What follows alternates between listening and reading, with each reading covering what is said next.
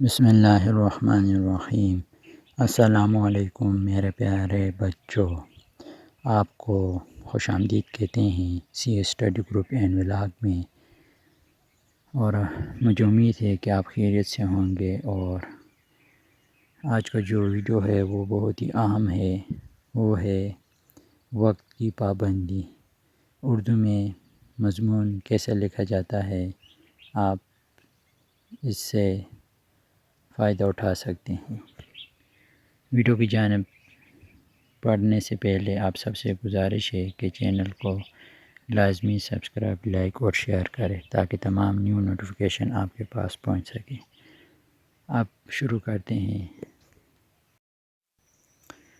وقت کی پابندی۔ وقت کی پابندی اچھی عادت ہے۔ زندگی کے ہر کام میں وقت کا خیال رکھنا ضروری ہے۔ ہمیں عبادات میں بھی وقت کی پابندی کا حکم دیا گیا ہے۔ سب سے اہم عبادت نماز ہے، جس کی ادائیگی مقررہ وقت پر ضروری ہے۔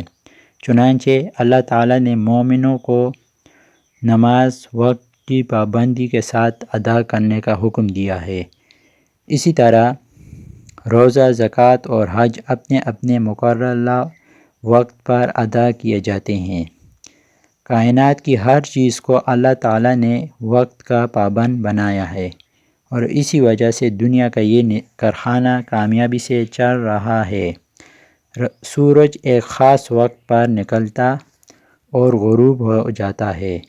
دن، رات اور موسم بھی وقت کی پابندی کے ساتھ بدلتے رہتے ہیں۔ ساری عبادتوں میں بھی وقت کی پابندی کو ضروری قرار دیا گیا ہے۔ وقت کی پابندی کے لحاظ سے نماز کی طرح روزے کا بھی یہی حال ہے۔ اس میں تو وقت کو بہت اہمیت حاصل ہے۔ سحری اور افطاری کا وقت مقرر ہے، اور اس میں ذرا سی بھی بے احتیاطی روزہ ضائع کر دیتی ہے، اور ثواب کی بجائے گناہ کا خطرہ پیدا ہو جاتا ہے۔ زکوٰۃ بھی سال پورا ہو جانے پر ادا کی جاتی ہے۔ حج بھی اسلام کا ایک رکن ہے، اور اس کا مہینہ، دن اور وقت مقرر ہے۔ اس کی پابندی نہ کی جائے تو حج نہیں ہو سکتا۔ غرض دنیا کے پورے نظام میں وقت کی پابندی نظر آتی ہے۔ اس لیے ہمارا بھی فرض ہے کہ دینی اور دنیاوی کاموں میں وقت کا خیال رکھیں۔ ہر کام اپنے مقررہ وقت پر کریں۔ بیکار کھیل تماشوں میں وقت ضائع نہ کریں۔ وقت کی پابندی کرنا قدرت ہی کا منشا ہے۔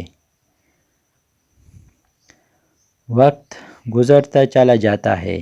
یہ ایسی قیمتی شے ہے کہ اگر ایک بار ہاتھ سے نکل جائے تو اس کا دوبارہ ملنا ممکن ہی نہیں۔ اگر ہم وقت کی قدر و قیمت پہچان لیں تو ہم کبھی اپنا وقت ضائع نہ کریں۔ وقت کے نقصان سے بچنے کا ایک ہی طریقہ ہے کہ ہر کام کے لیے مناسب وقت مقرر کریں اور پھر اس کی پوری پابندی کریں۔ یوں ہم اپنی زندگی میں کامیاب ہو سکتے ہیں۔